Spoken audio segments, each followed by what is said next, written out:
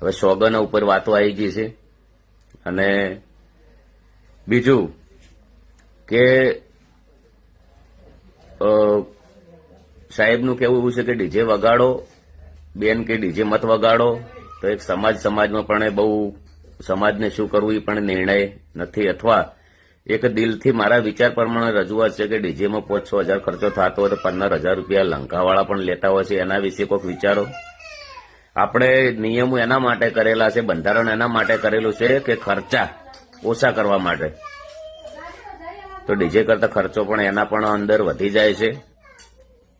અને આપણે સમાજની માફી માગી લઈએ, આપણે કશું વધો નથી, આપણે કોઈ નેના બાપના નહીં થઈ જતા.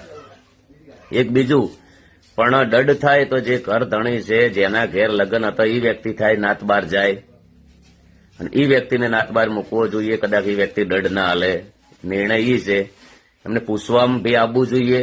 અથવા ચલો કે પેલા પાર્ટી કંથી દંડ લીધો 1,51,000 રૂપિયા માનીએ છીએ, તો ને કલાકારો આયા એમના કંથી કોઈ નહીં.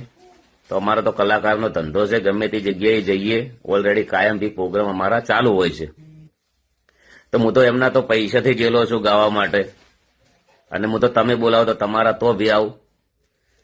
તો એક સારી વિચારધારા કરો. બધાને જય બાબારી, જય રોમા ધણી. અને જેને 2, 3, 4, 5 જણાની મારા હંગાત ષડયંત્ર બહુ મોટું રચ્યું છે. કદાચ ઓય અંધારું હશે પણ કુદરતના ઘેર અંધારું નથી.